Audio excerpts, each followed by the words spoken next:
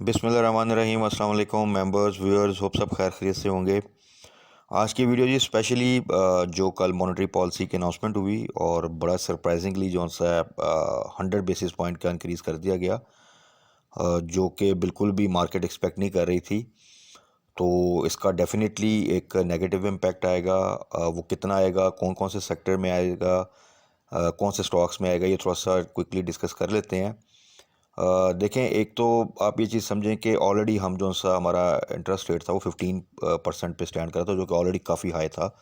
और उसके बाद पिछली कुछ मॉनेटरी पॉलिसी की अनाउंसमेंट्स में आपने देखा होगा कि अनचेंज्ड जो सा था वो रहता था। तो एक्सपेक्टेशंस मार्केट की तो ये थी कि क्योंकि कुछ अरसे से अनचेंज चल रहा था, तो अब आने वाले दिनों में आइदर तो अनचेंज रहेगा या हम एक्सपेक्ट करते कुछ उसमें बेहतरी आए, यानी रिडक्शन आए। बट ये ऑल टुगेदर इंक्रीज़ होना, और फिर इंक्रीज़ होने में भी ये चीज़ समझें कि इसमें आपका होता है मिनिमम इंक्रीज़ हो तो वो 25 बेसिस पॉइंट होता है, यानी 0.25%। उसके बाद 50 बेसिस पॉइंट, फिर 75 बेसिस पॉइंट, फिर 100 बेसिस पॉइंट, इस तरह ये चलता है। तो एकदम से 100 बेसिस पॉइंट इंक्रीज़ करना, ये एक बड़ा ही सरप्राइजिंगली जो से कहते हैं एक अनाउंसमेंट थी। और मार्केट इसको मेरा नहीं ख्याल कि एक्सपेक्ट करी थी। सिर्फ वो लोग जो कि इनसाइडर, जिनके पास इंफॉर्मेशन होती है मिनिस्ट्री ऑफ फाइनेंस से, उनको आप कह सकते हैं उनको शायद इस चीज़ की इन्फॉर्मेशन, अदरवाइज़ ये किसी की भी एक्सपेक्टेशन में नहीं था कि इतना एकदम हाई इंक्रीज़ कर दिया जाएगा। तो इसका देखें डेफिनेटली नेगेटिव इम्पैक्ट तो आएगा, क्योंकि एक तो मार्केट एक्सपेक्ट नहीं कर रही थी। अगर एक्सपेक्ट कर रही हो मार्केट, तो मार्केट उस न्यूज़ को हमेशा जो सा वो डिस्काउंट कर लेती है, एब्जॉर्ब पहले से कर लेती है काफ़ी हद तक। तो फिर उसका इम्पैक्ट जो सा होता है वो उतना ज़्यादा नहीं आता। लेकिन जब भी कोई bad news as a surprise आती है, तो उसका डेफिनेटली फिर एक इम्पैक्ट मार्केट उस वक्त लेती है।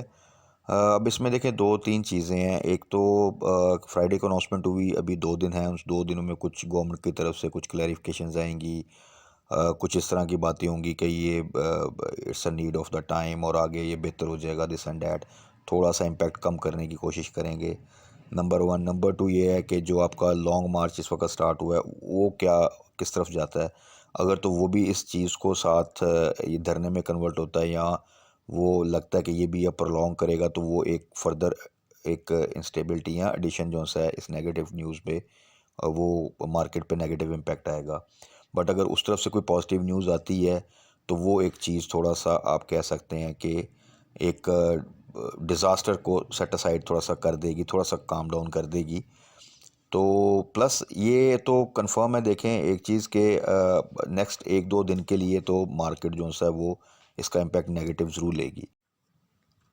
अच्छा, इसमें फ़र्दर फिर दो चीज़ें हैं कि इंडेक्स कितना जाता है एज़ अ होल, और उसके अलावा फिर स्टॉक्स जो से हैं वो कितना हिट होते हैं। तो इंडेक्स तो देखें वो मैनेज किया भी जा सकता है गवर्नमेंट अगर चाहे तो। प्लस उसमें क्योंकि कुछ हैवी वेट सेक्टर्स हैं, जिनमें बैंकिंग सेक्टर है, ईएनपी सेक्टर है, जिनके लिए कोई नेगेटिव न्यूज़ नहीं है बल्कि पॉजिटिव साइड पे जाती है। तो वो उनकी वजह से इंडेक्स शायद इतना ज़्यादा जो सा आप ना गिरे, उनको कंट्रोल भी कर सकते हैं। प्लस इसहाक डार मेरा ख्याल है थोड़ा सा इन चीज़ों को समझते हैं, और अगर वो चाहें तो इंडेक्स को मैनेज किया जा सकता है। बट ओवरऑल अगर सेक्टर्स को कुछ को देखा जाए ज़्यादातर, और उसमें अलावा स्टॉक्स को देखा जाए, तो वो नेगेटिव इम्पैक्ट ज़रूर लेंगे।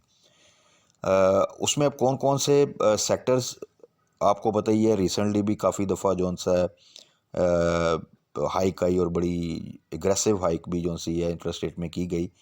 तो जनरली तो हम सबको आइडिया है कि सबसे पहले तो उसमें सीमेंट और स्टील सेक्टर जो से हैं ये नेगेटिवली हिट होते हैं। सीमेंट स्टील अगर आप देखें तो काफ़ी अरसे से वैसे ही काफ़ी ज़्यादा प्रेशर पे हैं, काफ़ी ज़्यादा करेक्ट कर चुके हैं।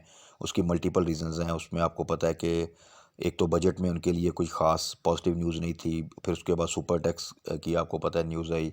उसके अलावा प्रोजेक्ट्स इस वक्त बिल्कुल जो से हैं किसी किस्म के वो इस वक्त नहीं चल रहे। तो इसलिए सीमेंट स्टील, और क्योंकि दोनों एफिलेटेड इंडस्ट्री हैं कंस्ट्रक्शन साइड से, डेवलपमेंट साइड से, तो वो दोनों इस वक्त काफ़ी ज़्यादा हिट हुई हैं। इसके अलावा ऑटो सेक्टर अगर आप देखें तो उसके लिए भी अगर आप देखें तो फाइनेंस कॉस्ट जो सी आगे बहुत ज़्यादा हो जाती है। प्लस इस वक्त जो डिमांड है वो बड़ी कम है, वो भी बहुत ज़्यादा अपने आप को जो सा है ऑलरेडी डाउन साइड पे करेक्ट कर चुके हुए हैं। टेक्सटाइल सेक्टर उसके लिए भी नेगेटिव है, और टेक्सटाइल भी ऑलरेडी अगर आप देखें तो इस वक्त बहुत से स्टॉक्स बहुत ही लो रेट पे ऑलरेडी आ चुके हैं। फर्दर जो सा है इस इंटरेस्ट रेट हाइक का उनके ऊपर नेगेटिव जो सा है इम्पैक्ट आता है। तो cement, steel, textile, in fact refineries, in fact ज़्यादातर जो आपके सेक्टर्स हैं, हर सेक्टर में देखें एक एज अ थंब रूल, जिस कंपनी का भी बैंक्स के साथ एक्सपोजर है तो वो हिट करेगी, चाहे वो किसी भी सेक्टर में हो। ये तो एक सीधा सीधा असूल है। तो इसलिए आप एग्जैक्टली ये नहीं कह सकते कि हर सेक्टर जो सा है वो पूरा तरह से इम्यून है, ये हर सेक्टर में हर कंपनी ही इसका नेगेटिव इम्पैक्ट ले रही है। बट क्यों कि most of the time bank के साथ एक्सपोजर एक होता है कंपनीज़ का, तो इसलिए वो नेगेटिव इम्पैक्ट आता है। बैंक्स क्योंकि बजाते खुद उनके लिए ये पॉजिटिव है, प्लस ईएनपी सेक्टर्स में क्योंकि बड़ी कंपनी उनके पास काफ़ी अच्छा कैश जो सा उनकी बैलेंस शीट में पड़ा होता है, तो उनके लिए कोई ऐसा नेगेटिव इम्पैक्ट नहीं है। अब देखें इस पूरी सूरत हाल में बहुत से स्टॉक्स हैं जिनमें बड़ी ज़बरदस्त रैलीज बन रही थी। आपने देखा कि एक मोमेंटम बनना स्टार्ट हो गया था, और ख़ास तौर पे आर्मी चीफ़ की अपॉइंटमेंट के बाद हम सब ये एक्सपेक्ट कर रहे थे कि अब जो नेक्स्ट वीक होगा ये बड़ा अच्छा जो सा है इंशाल्लाह ताला एक पॉजिटिव मोमेंटम के साथ मार्केट अब जो सा है वो मूव करेगी। लेकिन ये जो अनाउंसमेंट आई है और वो बड़ी एग्रेसिव हाइक की गई है 100 बेसिस पॉइंट की, ये डेफिनेटली मार्केट सेंटीमेंट्स को जो है ना बिल्कुल वो डिस्टर्ब करेगी। और जो एक्सपेक्टेशन थी एक अच्छी रैली की और एक अच्छे पॉजिटिव मोमेंटम की, वो डेफिनेटली उसमें डेंट पड़ेगा। और अभी मार्केट इस वीक के लिए ख़ास तौर पे नेगेटिवली जो सा ज़रूर परफॉर्म करेगी। लेकिन एट द सेम टाइम हम सबको पता है कि अगर 1000-1500 पॉइंट का डिप आता भी है, और मेरा ख्याल में यही मैक्सिमम होगा अगर पॉलिटिकल साइड पे कोई चीज़ें ख़राब नहीं होती जिसकी कि उम्मीद कम है, और अगर उधर से कोई अच्छी न्यूज़ आती है, तो ये आप समझ लें कि 500-1000 पॉइंट का एक डिप जो सा है वो आने वाले चंद दिनों में वो मार्केट ले सकती है। और उसके बाद फिर मार्केट आस्ता आस्ता इस न्यूज़ को एब्जॉर्ब या डिस्काउंट करने के बाद फिर दोबारा से वो एक अपनी मूवमेंट स्टार्ट करेगी, क्योंकि स्टॉक्स ऑलरेडी बहुत ज़्यादा लो प्राइसेस पे बहुत से अवेलेबल हैं। इसमें कुछ स्टॉक्स जिनकी बड़ी अच्छी रैलीज बन रही थी, और फर्दर एक्सपेक्टेशन थी कि आगे जाके मज़ीद उनमें एक कंटिन्यूटी रहेगी उनकी रैलीज़ में, जिस तरह मिचल्स की थी। तो वो उसमें थोड़ा सा आप समझ लें कि एक ब्रेक आ सकता है। बट इस सारी सिनेरियो में सिचुएशन कुछ ऐसी भी नहीं है कि हम सब बिल्कुल मार्केट से बिल्कुल अलग होकर बैठ जाएं कि क्या डिज़ास्टर हो गया। अल्टीमेटली आप इसको एज ए बाइंग अपॉर्चुनिटी ले सकते हैं, लेकिन थोड़ा सा वेट, ख़ास तौर पे मंडे और ट्यूसडे के 2 दिन जो से वेट एंड वॉच करना बेहतर है। और उसके बाद वही स्टॉक्स, और जिनसे कुछ अच्छे स्टॉक्स जिनमें रैली बनी थी मिस हो गए, उनके लिए तो ये अपॉर्चुनिटी होगी कि वो अब दोबारा से उनको एक चांस मिल सकता है कि उनमें एंट्री ले लें। सो मार्केट में अगर आपके पास कैश है इन हैंड, और अगर आप अपनी जो स्ट्रेटजी है एक्सपोजर पे जो सा है वो प्ले नहीं करते या बाइंग नहीं की होती, आपने लेवरेज पे बाइंग नहीं की होती, और आपने थोड़ा सा कैश इन हैंड रखा होता है, तो ये ऐसी चीज़ें जो सी हैं वो आपके लिए एज ए अपॉर्चुनिटी बिल्कुल साबित होती हैं कि आपने अच्छे स्टॉक्स में काम कर रहे हैं। और अगर इस तरह का किसी किस्म का डिप आता है और उनमें प्राइस नीचे आती है, तो आप उनको भी एवरेज कर सकते हैं, या कुछ स्टॉक जो आपसे मिस हो चुके हैं उनमें आप बाय कर सकते हैं। तो treat this as an opportunity. अभी कोई ऐसी डिज़ास्टर सिचुएशन नहीं है, बट डेफिनेटली मार्केट जो एक नेगेटिव इम्पैक्ट लेगी इस न्यूज़ का, उस नेगेटिव इम्पैक्ट को थोड़ा सा हमें पेशेंस के साथ अब वेट करना पड़ेगा। और मेरा ख्याल है जहाँ पे इतने पूरा साल ही अगर आप देखें तो जिस तरह मार्केट रही है, उसमें अगर 1000-1500 पॉइंट मैक्सिमम की एक डिप आ भी जाती है, तो वो थोड़ा सा वेट करें, वहाँ से आप फिर अपने चीज़ों को, उन स्टॉक्स को टारगेट कर लें जिनको आपने बाय करना है।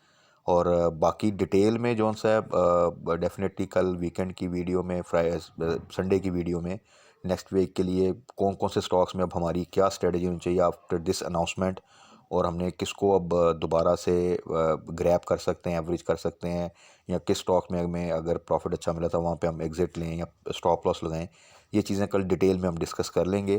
क्योंकि कल तक मज़ीद थोड़ा सा ये लॉन्ग मार्च का जो सिनेरियो है ये भी फर्दर थोड़ा बहुत क्लैरिफाई हो जाएगा कि क्या ये आगे प्रोलॉन्ग करेगा, कोई धरना होगा, वहाँ पे स्टे किया जाएगा, या ये अभी एक आज की स्पीच के बाद यहाँ से ख़त्म हो जाएगा।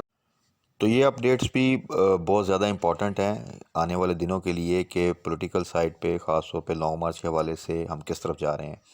तो ये तमाम चीज़ों को मद्देनज़र रखते हुए कल मज़ीद थोड़ा बेहतर तरीके से हम डिस्कस कर लेंगे इन डिटेल कि कौन कौन से स्टॉक्स में हमने कहाँ कहाँ पर बाइंग करनी है या कहाँ कहाँ पर उसको स्टॉप लॉस लगाना है या सेलिंग करनी है। और माशाल्लाह कुछ स्टॉक्स में बड़ा अच्छा गेन मिल रहा है, तो उसमें भी डिटेल स्ट्रेटजी डिस्कस कर लेंगे कि आने वाले दिनों में हमने क्या करना है। बट ओवरऑल अगर आप थोड़ा सा मीडियम टू लॉन्ग टर्म का आप व्यू बनाएं तो इंशाल्लाह ताला किसी किस्म की पैनिक की ज़रूरत नहीं है, और पेशेंस के साथ चीज़ों को होल्ड करें, अच्छे स्टॉक्स में ट्रेड करें। और अगर आपके पास अच्छे स्टॉक्स हैं तो इंशाल्लाह ताला आने वाले दिनों में आपको उनमें बड़ा अच्छा गेन मिलेगा। ख़ास तौर पे आईटी सेक्टर में अगर आप देखें तो सीमेंट स्टील को तो हम काफ़ी अरसे से पहले ही मेंशन कर रहे हैं और अवॉइड भी कर रहे हैं कि उनमें अभी हमने कोई ऐसी बाइंग नहीं करनी, क्योंकि आने वाले दिनों में अभी तक कोई ऐसे प्रोजेक्ट्स नहीं नज़र आ रहे थे। प्लस ये जो न्यूज़ आ गई है तो इसकी वजह से मज़ीद उनमें भी थोड़ा सा फर्दर टाइम लगेगा एक अच्छी रिकवरी के लिए। तो कल की वीडियो में डिटेल में तमाम चीज़ें डिस्कस कर लेंगे कि नेक्स्ट वीक के लिए हमारा क्या प्लान होना चाहिए और कौन से स्टॉक्स हैं जिनको हमने अब फोकस करना है। तब तक अपना ख्याल रखिएगा, दुआओं में याद रखिएगा। Stay blessed. अल्लाह हाफिज़।